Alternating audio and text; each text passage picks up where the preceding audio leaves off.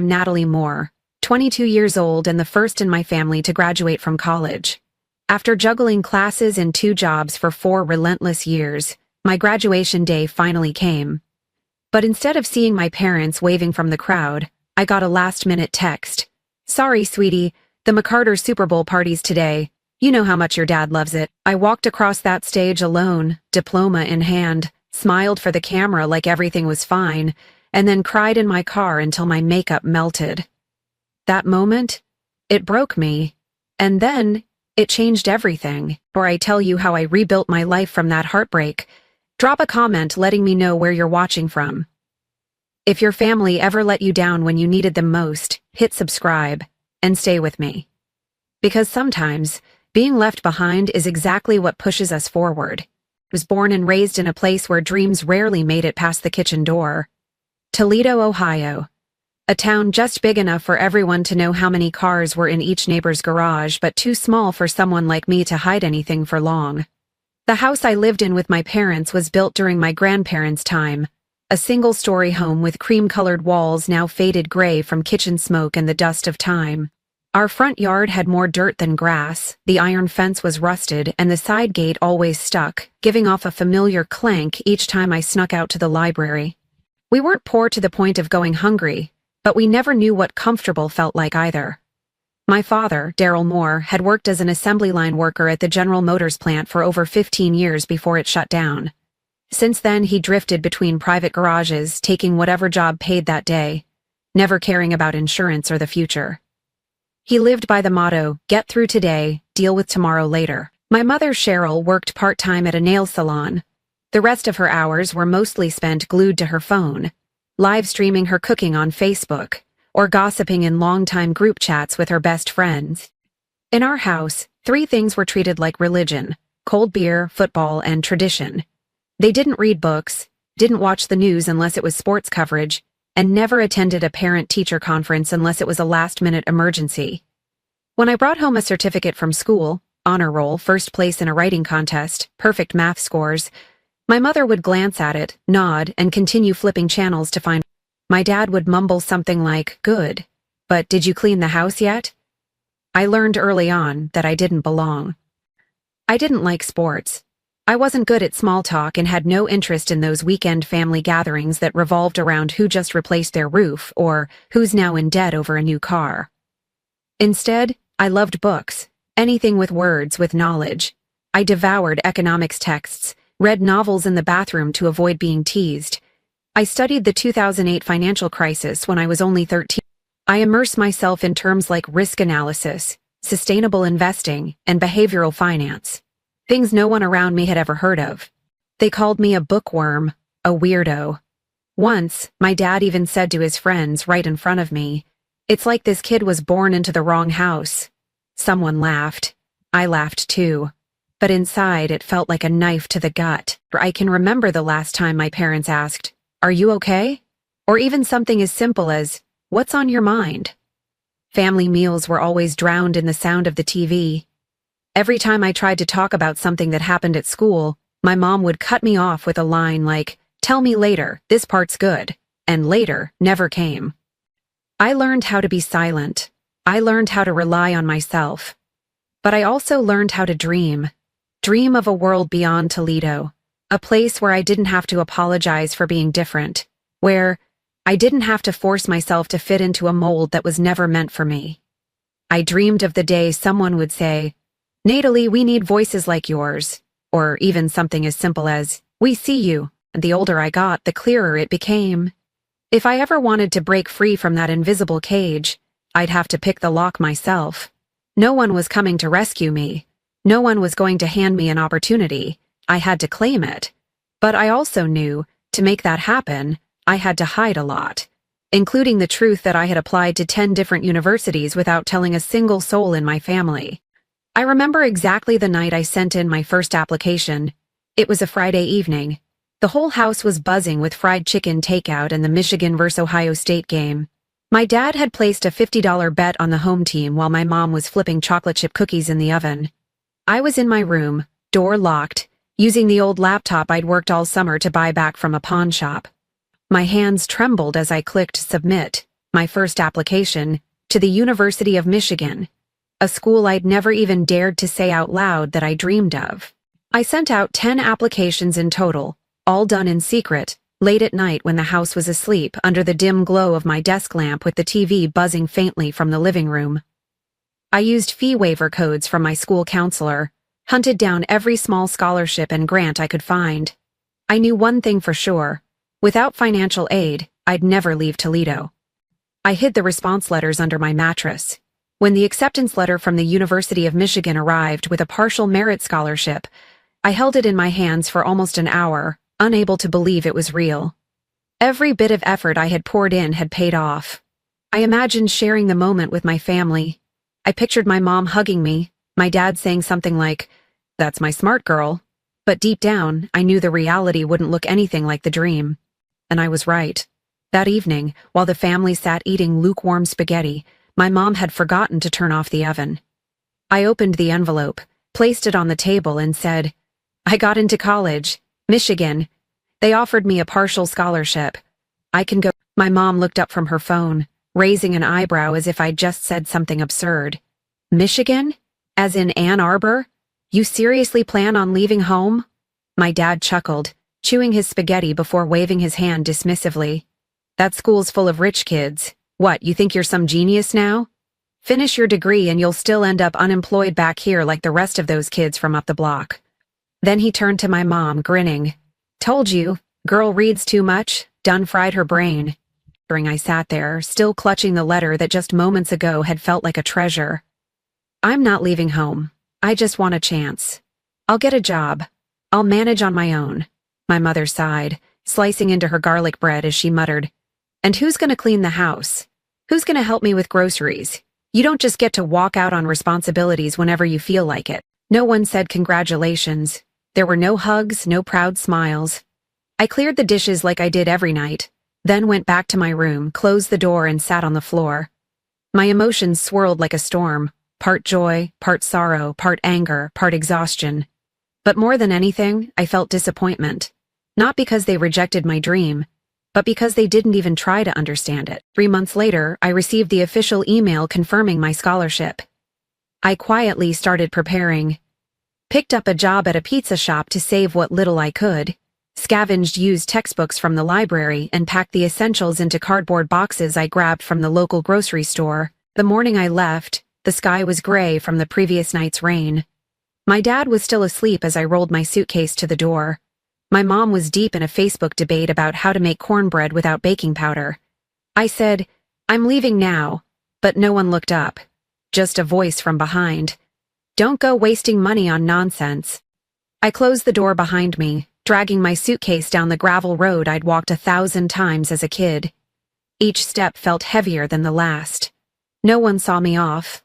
No one hugged me. No one said, "We're proud of you." But I kept walking.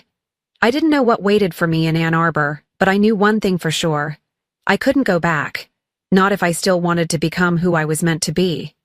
I arrived in Ann Arbor on an August morning with the early mist still clinging to the red-tiled roofs and the trees whispering overhead. The bus station was nearly a mile from the dorms, so I dragged my cheap suitcase along the uneven sidewalks, weighed down not just by my belongings but by a loneliness that was beginning to seep into my joints, into every step I took. The dorm I was assigned to had 3 floors. My room was a small corner on the 2nd floor. Just a single bed, a desk, and an old wooden dresser.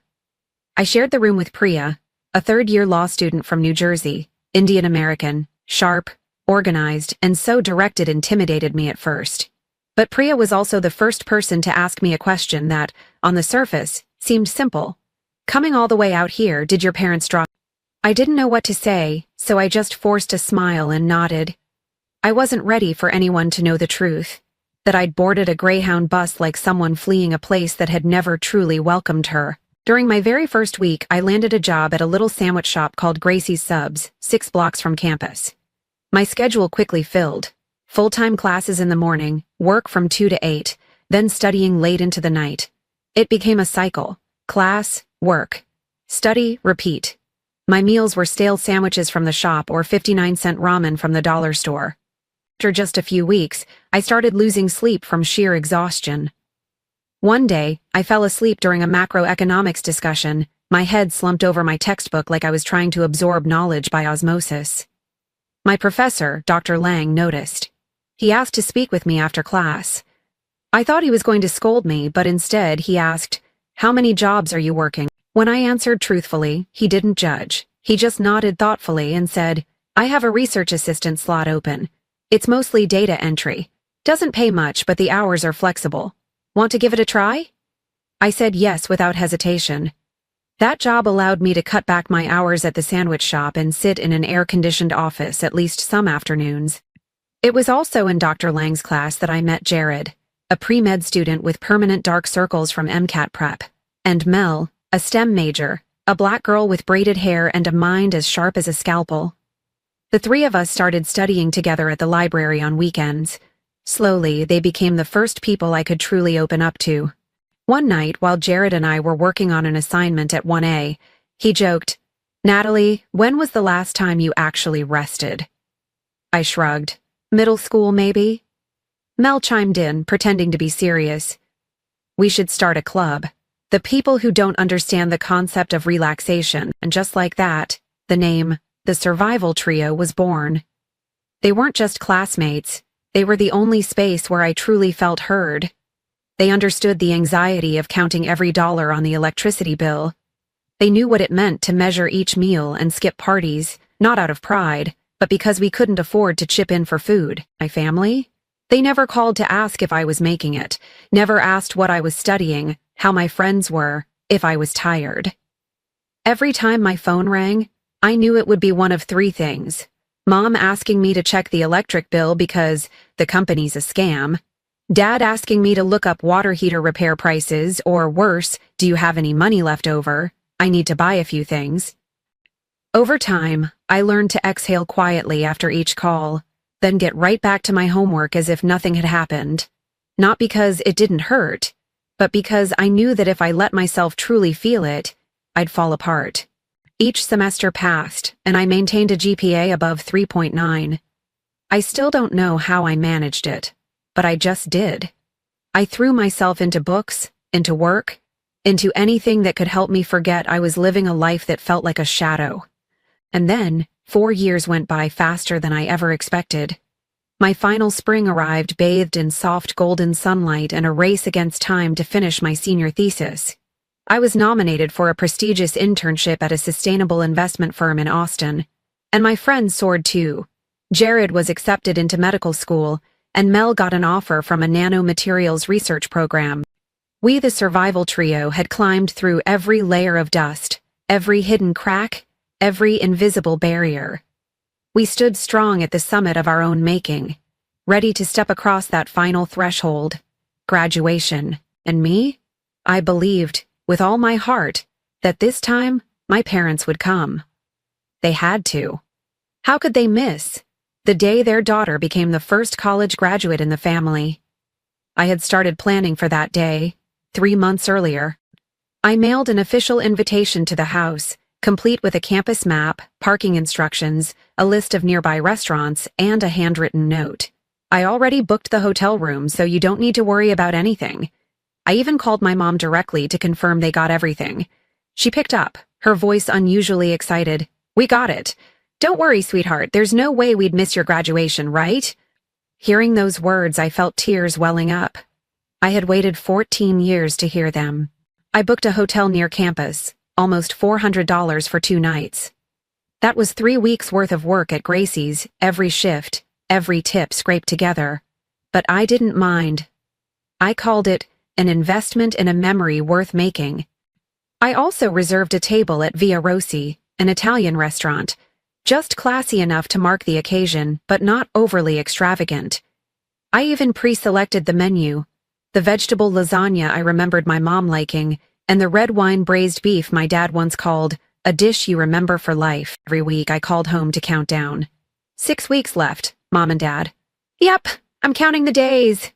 Only 3 more weeks. Yeah, your dad's out looking for a nice shirt to wear." I held on to those replies like a lifeline, each word a knot in the rope of hope I'd clung to my entire life. But like everything else in my story, that rope began to fray. 3 weeks before graduation, when I brought up parking passes on campus, my mom changed the subject, saying, "I'm cutting fruit. Honey, you're talking too fast." 2 weeks out, I texted her a photo of my graduation dress. She replied with, "A pretty machete, but that same weekend, the McCarters are throwing the biggest Super Bowl party ever. They're even hiring an outside chef." I froze. The McCarters. Super Bowl. 2 words I'd heard over and over growing up. Our famously extravagant neighbors who hosted massive parties every year. But this time, the Super Bowl weekend fell on the same weekend as my graduation.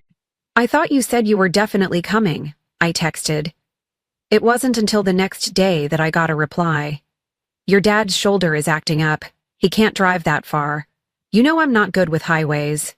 And Linda asked me to make cheesecake. She's counting on me." Stared at the screen. My hand clenched so tightly it turned pale. The graduation ceremony was scheduled for 10 a.m. on Sunday. The Super Bowl didn't start until 6 p.m.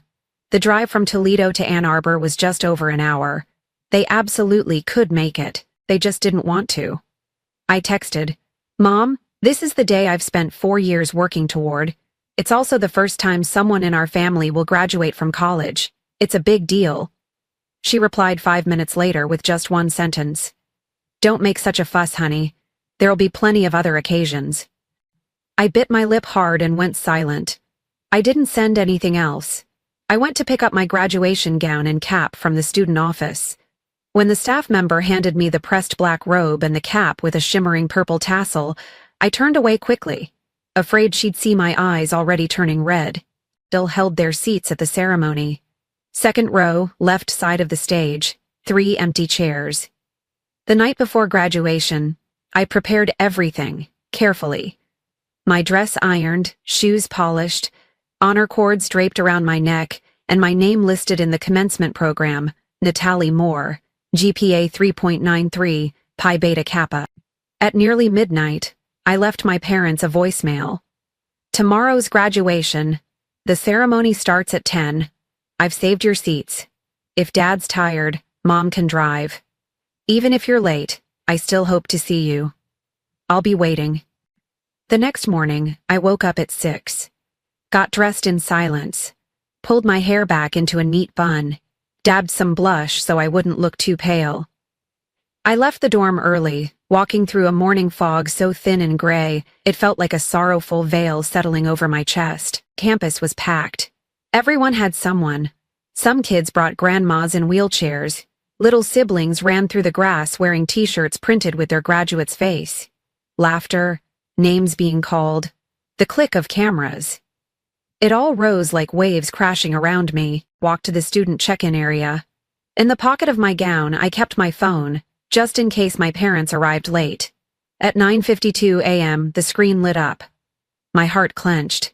But it wasn't a message, it was a Facebook notification. Cheryl Moore had just posted 3 new photos. I tapped to open. The first picture was a food table overflowing with cheesecake, snacks, and chilled beer. The second showed my mother with Linda, both grinning in matching team jerseys. The third was a group selfie in front of a giant TV screen, captioned, "Super Bowl Sunday greater than any other celebration." I checked the time. 9:56 a.m. I stood frozen. My hands trembled so much I had to raise one to steady the collar of my gown. Then a voice rang out, "Natalie Moore," swallowed the lump in my throat. Took a deep breath, walked out into the center of the field, surrounded by hundreds of clapping hands. Not for me. I bowed to receive my diploma, smiled for the camera. And, just as I turned to walk off stage, I looked over to the second row on the left. 3 empty seats, never used. After the ceremony, while everyone gathered for photos with their families, I slipped past them quietly, avoiding cameras, avoiding the pity in people's eyes.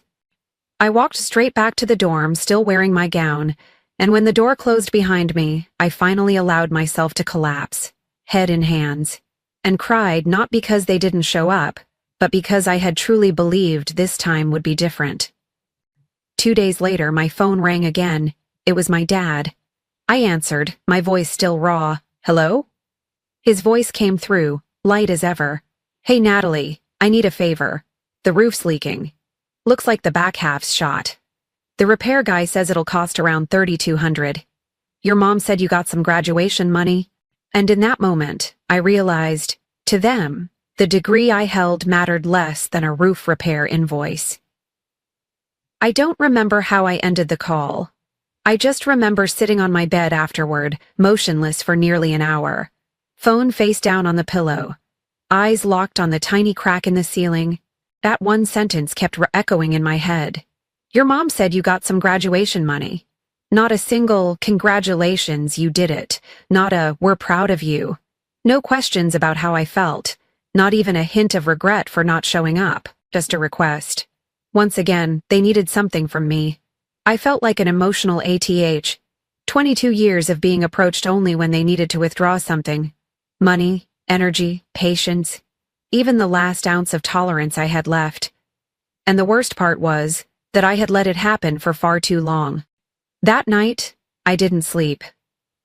I quietly opened the graduation photos Lily had sent me. Pictures of me standing with my friends, still smiling despite my red, puffy eyes. Photos of me receiving my diploma, sunlight catching the folds of my gown, creating a glow that looked radiant but felt utterly hollow. I opened my laptop and logged into the employee portal of GreenCap Investment Group, the company I had accepted an offer from 3 weeks earlier, a financial analyst role in their sustainable investment division based in Austin, Texas. I typed a short email to the hiring manager. Due to unexpected personal circumstances, I'd like to ask if it's possible to begin earlier than my original start date. I'm ready to relocate to Austin anytime. The next morning, I got a reply almost immediately. We fully support the change. The company will provide 2 weeks of temporary housing. Please let us know your flight details so we can arrange your welcome. I read that line over and over like it was a lifeline. A new city. A place without words that cut deep. A space where I could begin again, this time, carrying no one's expectations but my own. I packed my things. Not much. A few changes of clothes, my laptop, textbooks, and a single framed photo of me with Jared, Mel, and Priya from an all-night study session. People who had stood beside me simply because they cared, not because they needed anything from me. Before I left Ann Arbor, I called my mom. I'm moving to Austin next Tuesday. I can't help with the roof right now, and I need some time to sort things out in my heart. When I'm ready, I'll reach out. Silence on the other end, and she replied, her voice tight with restrained irritation. You're talking like we did something terrible. Family helps each other. Don't forget who raised you. I bit my lip, trying to keep my voice calm. I haven't forgotten. But helping should come from love, not from guilt or obligation. I didn't wait for her to say anything else. I just whispered, goodbye, and hung up.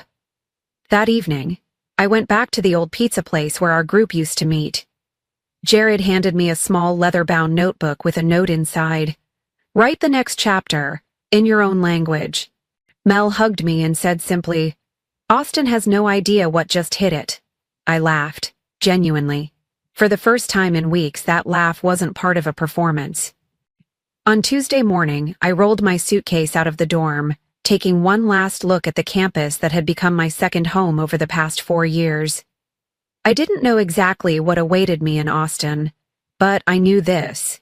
I was bringing with me the only person I could truly count on, myself. And that was enough.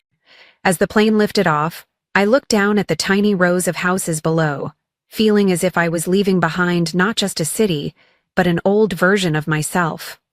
A version that had spent too long chasing validation from people who were never going to give it. I wasn't angry at them anymore. I had simply let go. Austin greeted me with blistering heat and a strange new air. Freedom. The temporary apartment GreenCap had arranged was on the 12th floor of a modern building in South Congress, with a view that stretched out to the city skyline like a promise. It was small but clean, with a tidy kitchen and floor, to selling windows that let sunlight pour in every morning. I had never lived anywhere like it, where nothing reminded me of duty and everything whispered instead, "This is where you begin again." The first week at the company passed like a dream.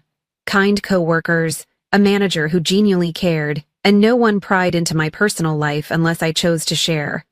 I had lunch with a few fellow new hires, walked home past scattered cafes, and bought the first bouquet of flowers I'd ever bought for myself, placing them in a glass jar on my desk. A simple act, but one that made me feel like I had control over something, however small. I hadn't called home. I hadn't texted. I wanted to give myself space. To be someone new, untethered from the roles of the good daughter or the family support bank. I needed to see what life felt like without my mother's criticism, without my father's skeptical gaze. To see if breathing could come easier without them, and it was easier to breathe. Until one Saturday morning, my phone started buzzing nonstop, one missed call after another. After 7 months of complete silence, the name Mom lit up on the screen like nothing had ever happened. My chest tightened out of instinct, but this time, I didn't tremble. I didn't answer. The text came a few minutes later, short and casual. Dad and I are thinking of visiting Austin. Found cheap tickets for next weekend. Are you free? I stared at those words like they were a slow-moving wave inching its way back to shore. Not a single check-in for half a year, and suddenly they wanted to drop by? I wasn't sure what the real reason was, but I knew my parents. They didn't go anywhere just to visit unless there was a specific agenda. Hours later, I replied, carefully neutral in tone. If you come, you should stay at a hotel near downtown. My apartment's too small to host guests. My mom read the message immediately, but didn't reply until that evening. And when she did, it came with a list of hotel options and a follow-up. Is this one close to your place? Pricey. Are you sure we can't stay with you? I held the boundary I had worked so hard to build. I'm sure. I need my own space to work. Expected anger. At least some passive-aggressive guilt-tripping. But no. The next message came back unusually sweet. All right then. I'll book the hotel for 2 nights. Make sure you find time to see us, okay? In the end, I agreed to meet. Partly out of curiosity, partly because I felt strong enough to face them. They arrived on a Friday afternoon. My mom stepped out of the taxi holding a bag of homemade cookies and wearing a smile that didn't quite reach her eyes. My dad looked noticeably older, more gray, a fuller gut, still wearing that same tired plaid shirt, his shoulders a little more stooped. I hugged them, just enough to be polite. They hugged back, but I could feel the mismatch between us. I was an updated version of myself, and they were still the people who never understood why I had changed. That first evening, I took them to a Tex-Mex spot near downtown. My mom smiled awkwardly through most of the meal. My dad stared at the menu like he couldn't believe a taco costs almost $10. They asked a few polite questions about work. I gave them a summary. Finance firm, ESG investments, data analysis, risk evaluations for renewable energy projects. Mom nodded, but her eyes were still on her plate. Dad took a sip of beer, then suddenly set the glass down and said, "Actually, we came to Austin because there's something we need to talk to you about." I set my fork down, heart sinking with instinctive dread. I knew that line. I had heard it my entire life, he'd continued. My old buddy Doug. He's starting a small real estate company. Kind of a startup, you know? Needs some early investors to get in on the ground floor. They're eyeing a suburb outside Dallas. If he can get about $5,000 up front, he says you can buy in as a shareholder. I figure with your finance background, you'd see the value in something like this. My mother chimed in, her voice sweet like artificial honey. Of course, we're not pressuring you. We just really thought this could be a great opportunity for you to help the family a little. I looked at them, the pair who had never once put me ahead of a football game, a meal, or a neighborhood party. The pair who let me walk across that stage alone, and then called afterward only to ask if I had money. And now, after flying thousands of miles, their reason for finally seeing me was to ask me to invest in my dad's friend's business. I placed both hands on the table, clenched them tightly to stay calm. Then I looked straight into their eyes, for the first time, without flinching, and I asked, quietly but clearly, "Did you come here for me, or for the money?" Silence. The air around the table turned cold, solid. My mother let out a tight smile, leaning forward, her voice gentle, but something underneath that softness felt rehearsed. "Sweetheart, Why would you say that? We're your parents. We came to see you. It's been so long. The investment thing just happened to come up, that's all. I didn't reply. I just looked, silent, holding their gaze like I was daring them to see everything they had always avoided. My father crossed his arms, leaning back slightly, his lips tightening before finally snapping. That kind of talk is disrespectful. I flew all the way out here, and now you're acting like we're freeloaders. I took a deep breath, heart heavy, but this time I didn't look away. No, Dad, I'm just trying to separate love from obligation. Every time we needed family, we were an option.